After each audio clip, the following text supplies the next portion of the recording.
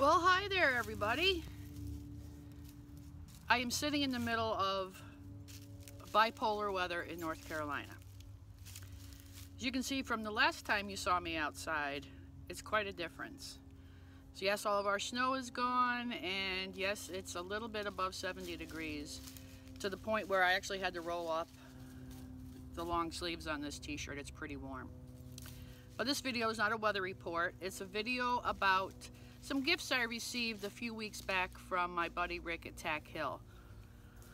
He made me an awesome ferro rod, and I don't know how he remembered this, but somehow he remembered a comment I made on one of his videos of him showing a knife, and I commented I liked the knife, and he ended up sending the knife along with the ferro rod, which really kind of blew my mind. And thank you again, Rick. I love both of them. So what I did is I made a custom sheath for the ferro rod, and I also made a custom sheath for the knife, both out of leather. Now, this is the ferro rod sheath, and you're probably saying, Diane, why isn't that strap around the front holding that ferro rod in? Well, as with, I don't know how other leather workers go, but as I was working with this, the design took on a mind of its own. I just wanted a fold back belt loop and just a flat piece in front to put the ferro rod in and strap it up and go. But it ended up coming out pretty nice. I'm kind of pleased with the way it turned out. And this is the back. So actually, I don't wear a lot of belts with my pants. I've never been a big belt wearer. So what I did is I put this on the back to attach to the belt loop on my pants. And I'm going to show you what I mean in just a minute. Hang on. Okay. I'm sure you probably have an idea, but just put this through the belt loop. I'm trying to look for my dogs here in the meantime. And then just snap it, and you can wear it through the belt loop. See? But sometimes, let me get the camera back up here. That's just for me wearing it without a belt. So before I show you how else I'd wear this, let's take a look at the sheath I made for that awesome knife that Rick sent me. I've never made a horizontal carry or a cross draw carry sheath. And you know, when I really looked at this knife, I'm like, you know, I think that's the type of sheath that I want to make. So this is what I made. My fingers out of the way.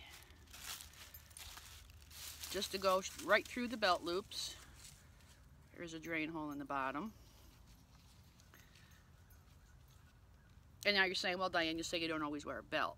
But what I do wear is a type of belt kit. I had gotten myself a nice leather O-ring belt just to put some pouches on, some gear. And let me get it on and I'll show you exactly what I mean. Okay, so yes, the belt is quite long, but I got it that way because I'd want to like wear this over my outer garments. So you don't want a smaller belt that, you know, is just your size, because you'll never get it over a heavy coat or a wool jacket or anything like that. But this is how it would carry. Now I have this belt set up for like a day hike. I have my tarp right here on the back, cinched in with some paracord. I have a leather dump pouch that I made. Oh, I gotta lose some weight. My knife. I originally had on my Bushcrafter 1973 knife. Hidden Woodsman belt pouch with just some incidentals in it. And I have room to put a lot more on this kit. I don't have it on snug all the way, but you get the idea. Now I could also take my ferro rod, slip it on the belt. Well, actually, I could just do it this way, show you.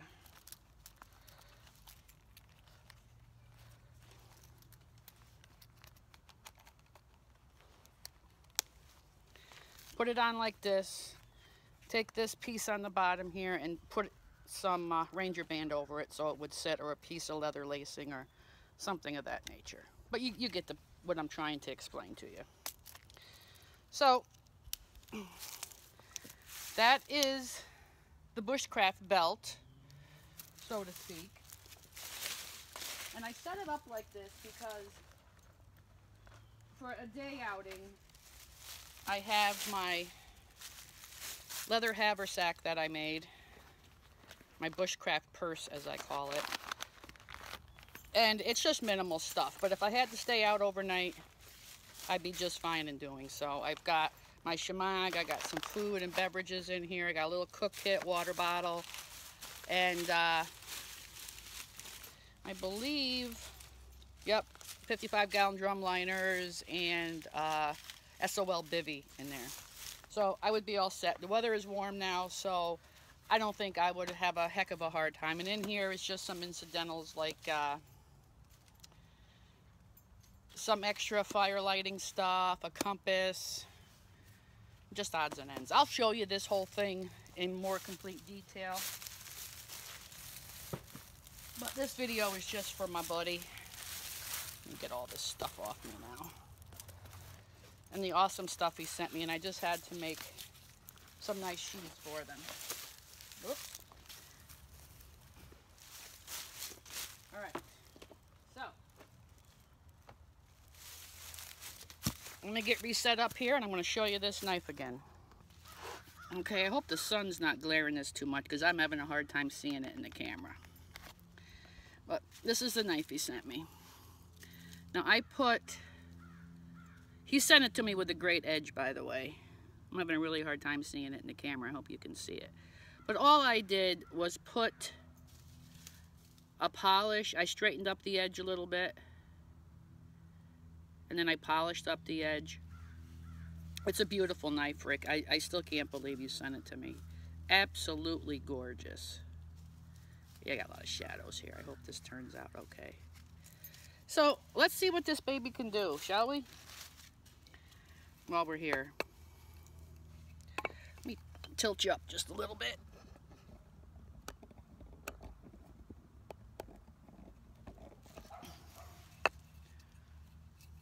The dog down there barking. What a goof. Let's see if this baton will work. Nope. Everything has been so wet and rotten here. Just unbelievable. That went through like butter. Butter, butter, butter. Let's see what else we got here. I think I got me a little piece of pine here. Oh yeah. Right through some knottage too. Beautiful. A little bit of fat wood in there. One vein of it through there. All right, let's see. See what else she can do here.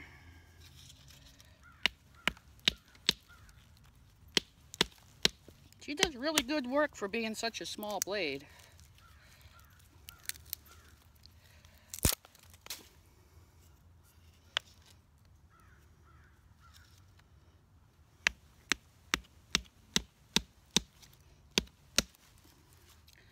Really, really nice. Yeah, a little bit of fat wood in this one too. So let's see. I'm going to pan you down just a little tad bit more.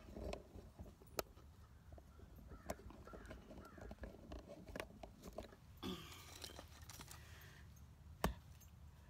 you can see that.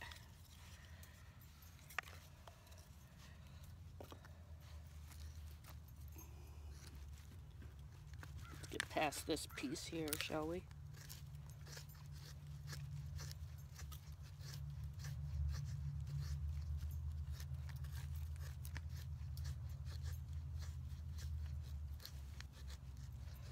Rick, this is the most awesome knife. Holds your edge really good too, I gotta tell you.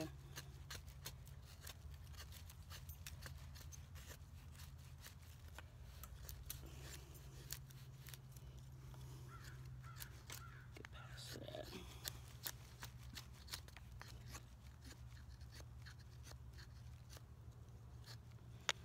Oh yeah, baby.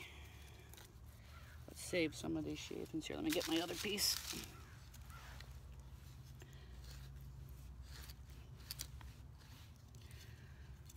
Switch it up here.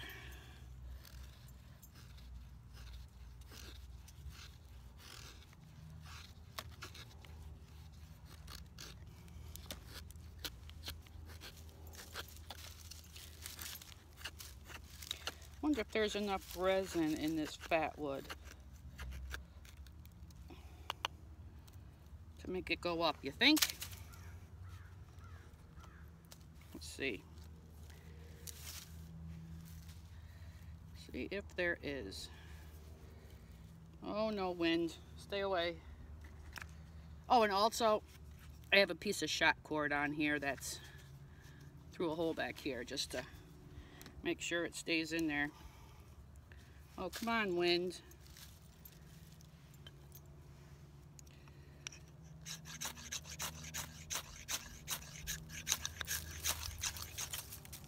Don't worry. Get away, buddy. Oh, I might have to grind down this spine a little bit on this knife.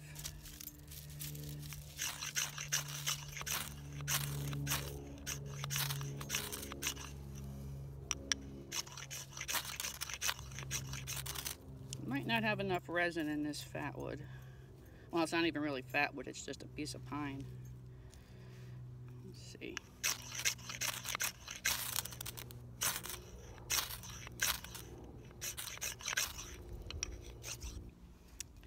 Let's see if we can get some more out of one of these veins. If not, I think it's a lost cause, folks.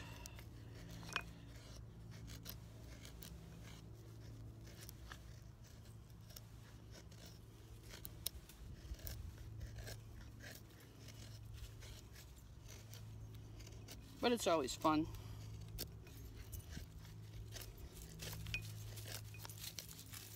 Teddy, get your nose out of there, bud.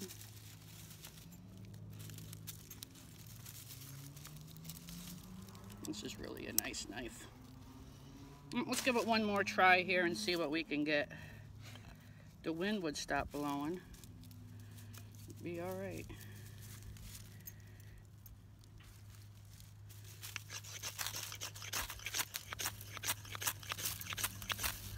Ah!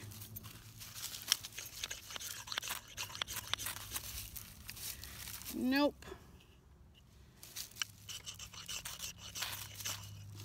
I don't think we're going to get her lit. Almost for a minute.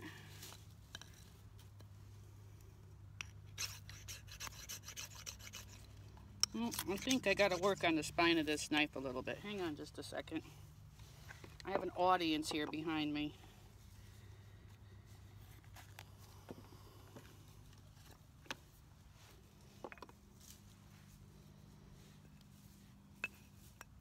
I hate failure. Yep, it's the spine of the knife.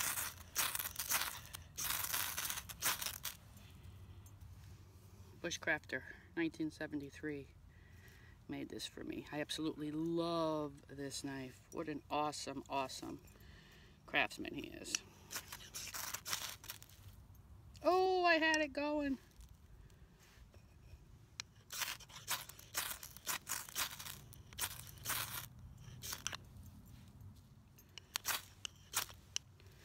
That piece was going too. It's a little windy out here today. Come on, get up here.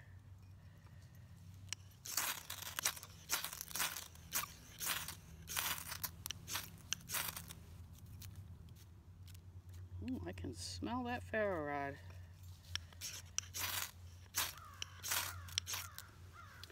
Yeah, this isn't gonna light.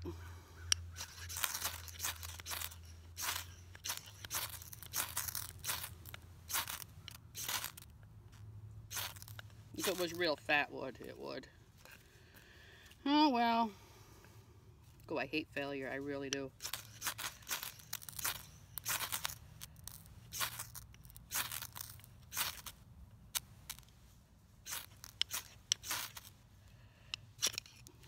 I'm gonna have nothing left to my ferro rod here.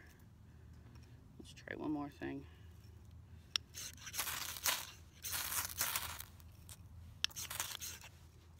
Nope. Well, you'll just have to trust me. Everything works great.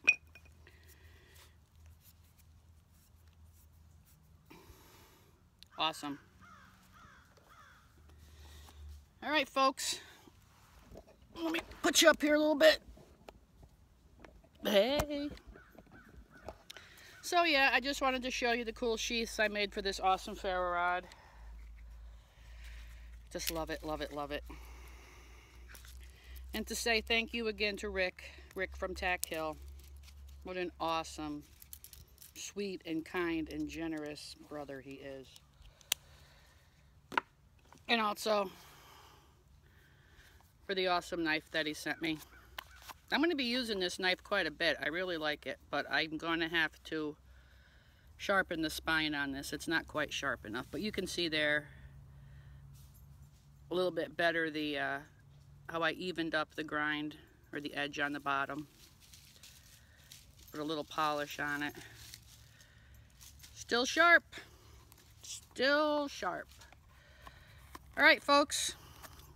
Sorry about not getting the flame for you, but you know what? It happens sometimes. That's real life, unfortunately. All right, so that does it for this video. And as always, I'll see you on the next one. Thanks for watching, everybody. Have a good weekend.